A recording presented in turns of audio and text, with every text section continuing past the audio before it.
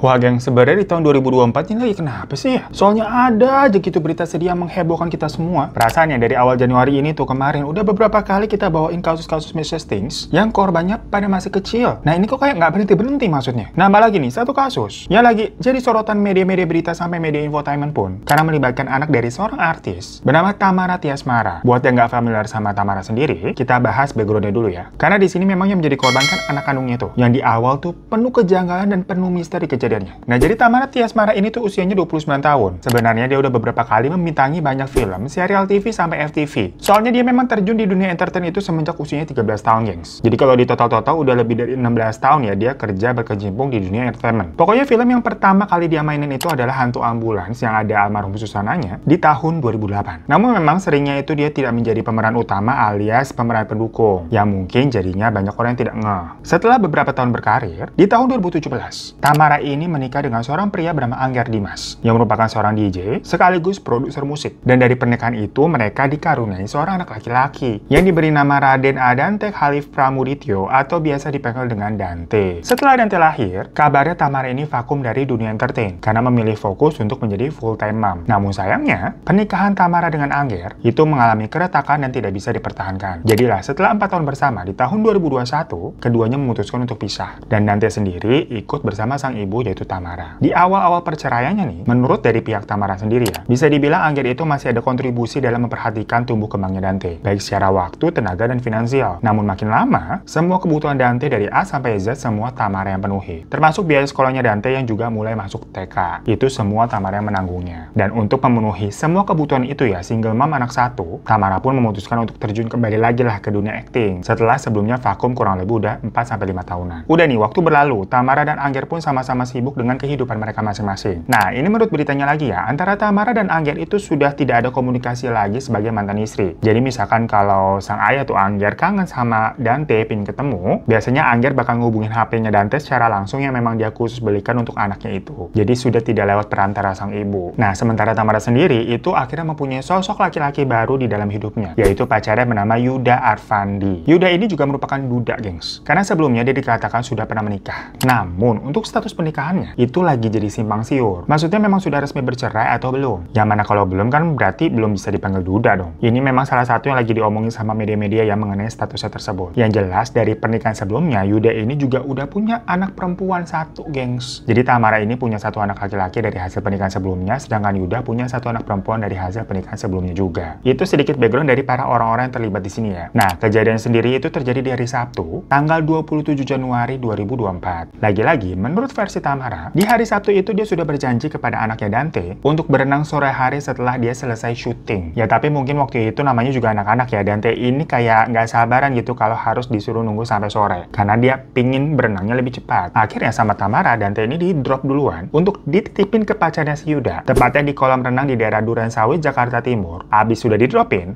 Tamara pergi tuh ke lokasi syuting. By the way, konteksnya Yuda ini memang dikatakan sudah lumayan dekat ya dengan Dante, gengs. Karena udah beberapa kali ketemu sama Dante dan jagain Dante juga. Jadi kayak udah sering dititipin lah. Banyak instastory juga tuh yang beredar sebelum kejadian ya, dimana memang Yuda ini kayak seperti mengajarkan Dante berenang, jagain Dante, dan terlihat semua baik-baik saja. Tapi kan yang namanya instastory pasti yang di-share itu momen-momen yang bagus-bagus dan indah-indah dong. Dan Dante sendiri ini memang basicnya bisa berenang ya, gengs ya. Karena udah diikutin les dari sewaktu dia kecil. Ya pokoknya pada hari itu intinya si Dante ini mau-mau aja dititipin ke Yuda karena udah kenal. Lagi pula katanya memang lokasi syuting dari Tamara itu tidak terlalu jauh dari lokasi kolam renang. Hanya sekitar 10-15 menitan aja, masih satu daerah. Ditambah lagi hari itu Tamara ini syutingnya hanya 2 take atau ada 2 scene aja. Yang Tamara mikirnya bakal cepet nih. Jadi dia habis syuting langsung bisa nyusul Dante sama Yuda ke kolam renang lagi. Balik lagi di situ kan Tamara statusnya menjadi pemeran pendukung ya. Jadi line skripnya mungkin tidak terlalu banyak seperti pemeran utama. Sampai sekitar jam 5 sore, Tamara udah kelar syuting. Ya udah dia langsung balik lagi ke kolam renang buat nyusulin Dante sama Yuda di sana kan. Tapi pas Tamara lagi on the way ke kolam renang, tahu-tahu dia dihubungi tuh sama Yuda. Dibilang di telepon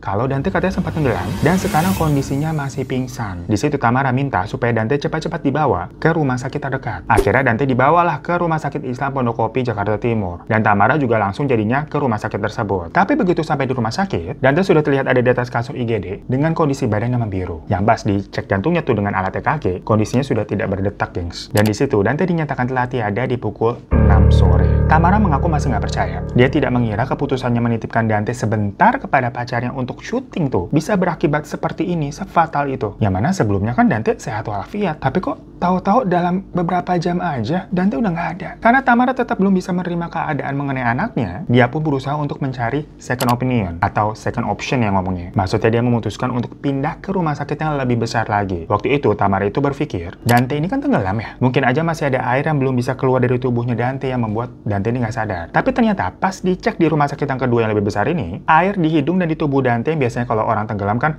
masih menyisakan air di hidung sama di tubuh ya, itu udah kosong. Karena ternyata pas kejadian waktu di kolam renang, Dante itu sempat muntah-muntah dan sempat dikasih pertolongan pertama juga dan nafas buatan oleh salah seorang pengunjung di sana yang kebetulan memang merupakan seorang dokter. Jadi isi air yang terhirup itu sudah keluar sebenarnya. Namun sayangnya memang Dante tetap tidak selamat. Tamara pun akhirnya berusaha menerima kenyataan. Yang dipikirnya mungkin semuanya memang sudah jalan Tuhan, di mana anaknya harus berpulang dengan cara seperti itu yang dianggap sebagai kecelakaan. Nah, layaknya seseorang kalau Tiada dalam kondisi wajar, besok paginya pun di jam 8 pagi, Dante dimandikan nih di daerah Gudang Peluru Selatan 1 Blok M dan akhirnya dimakamkan di TPU Jeruk Purut setelah zuhur. Selanjutnya pun prosesnya juga sama, semua orang berkabung ya. Dan malam harinya Tamara mengadakan doa bersama serta tahlilan. Namun katanya Yuda tidak datang, gengs. Nah, dari sini baru muncul pertanyaan-pertanyaan dari banyak orang. Ya, kita tahu pastinya seseorang itu mungkin punya kesibukan atau urusan masing-masing gitu kan yang nggak bisa ditinggalin. Tapi masalahnya dalam kasus ini, ada seorang anak meninggal karena kelalaiannya Yuda dalam menjaganya. Gimana pun juga kan, Dante ini udah dipercayakan sama Yuda. Nah, Dante ini bisa sampai tenggelam itu minimal pasti karena lalai dong. Kalau dijagain bener-bener gitu kan ya, mentok-mentok, namanya anak kalau masih dijagain terus kan, kemasukan air, hidung atau keselak abis itu udah kan. Nggak mungkin sampai pingsan terus sampai nggak sadar dan meninggal. Berarti ini tenggelamnya lumayan lama dan air yang masuk itu dalam jumlah besar. Logikanya kan kayak gitu ya. Makanya di sini udah menjadi pertanyaan. Nah, di saat mengalami kejadian seperti ini, kalau orang normalis sewajarnya ya, itu pasti bakal ngerasa bersalah banget lah. Ya minimal sebagai bentuk rasa bersalah, apalagi itu anak pacar sendiri yang lagi bergabung. Lagi tahlilan begitu ya dateng dong. Tapi kok ini malah nggak dateng? Kan kesannya kayak aneh gitu, ini ngumpet apa gimana? Apalagi dia bahkan sempat tuh ganti-ganti akun nama Instagramnya. Mulai dari @arfandimo, terus diganti lagi jadi @rafigors03, sampai semua foto-foto IG-nya juga dihapus-hapus, dan akhirnya dinonaktifkan. Nah kan ada apa gitu ya, orang-orang pada sujud jadinya? Apakah sekedar takut kebawa jadi rame karena Tamara ini adalah seorang artis? Atau memang ada hal yang ditutup-tutupi? Nah tapi ini kita mundur lagi ya di hari kejadian di tanggal 27 Januarinya, di mana Polsek Durensawit itu sebenarnya juga dapat laporan dari warga setempat kalau ada seorang anak yang tenggelam di kolam renang dan tidak selamat, tapi dinilai kayaknya ada kejanggalan dalam hal itu. Jadi adanya kecurigaan kalau anak ini tuh sengaja ditenggelamkan atau si orang dewasa yang menjaga ini tuh sengaja lalai biar si anaknya tenggelam. Nah, setelah menerima laporan warga itu, polisi pun membuat laporan model A. Jadi laporan model A ini tuh diajukan sama anggota polisi karena menerima laporan dari masyarakat, gengs. Dari situ polisi pun gercep tuh mendatangi keluarganya Tamara sebagai orang tua korban. Mereka bilang dari laporan warga tadi, itu dinilai ada kejanggalan terkait kejadian tenggelamnya Dante. Dan untuk bisa menemukan bukti yang jelas, keluarga Tamara ini tuh diminta untuk melihat CCTV di kolam renang dan mengizinkan pihak kepolisian untuk melakukan otopsi. Ya waktu itu posisinya Dante ini baru aja dimandiin, jadi belum dikubur di kuburan Jeruk Purut ya, masih dimandiin di Blok M. Nah Tamara yang lagi berkabung itu kan mengaku masih shock, masih terpukul akan anaknya. Tahu-tahu kedatangan pihak polisi terus langsung kayak heran, apa pak mau diotopsi? Ini baru dimandiin loh, apa mau dikubur? Menurutnya dia kehilangan Dante aja itu udah nggak siap ya. Tahu-tahu disuruh lihat proses anaknya tenggelam, ditambah kalau beneran diotopsi kan berarti prosedurnya harus apa sih yang bagian tubuhnya tuh dibedah-bedah, disayat-sayat. Nah, Tamara mengaku nggak tega, nggak siap. Akhirnya Tamara bilang ke polisi, kasih waktu dulu deh pak, sampai saya tenang, sampai saya siap, seenggaknya sampai 7 harian Dante ini selesai. Ya udah akhirnya Dante dikuburkan kan di Jeruk Purut di tanggal 28. Singkat cerita, 7 hari setelahnya, udah nih 7 hari yang berlalu, di hari Senin tanggal 5 Februari, Tamara didampingi pengacaranya tuh mendatangi kantor polisi untuk memberikan keterangan sebagai saksi. Yang akhirnya di situ juga Tamara mengizinkan polisi untuk melakukan proses ekshumasi, yang mana itu adalah membongkar makam Dante untuk melakukan proses otopsi. Setelah Tamara yang bersaksi, ada juga 20 orang saksi lain yang dimintai keterangannya, termasuk keluarga Tamara, orang yang mendampingi Dante berenang, pihak pengelola kolam renang, termasuk driver yang ikut membawa Dante ke rumah sakit. Namun pada saat itu ya, Tamara ini belum bilang siapa yang nemenin Dante secara langsung. Maksudnya waktu itu dia hanya bilangnya Dante ini ditemenin sama orang terdekat. Jadi tidak ada nama Yuda gitu disebut. Dikonfirmasi ke keluarganya juga sama bilangnya. Dante ini ditemenin sama orang yang udah dipercaya sama keluarga. Karena hari itu bukan pertama kalinya Dante bersama orang ini. Anaknya pun happy kok dekat dengan sosok pria ini. Ya,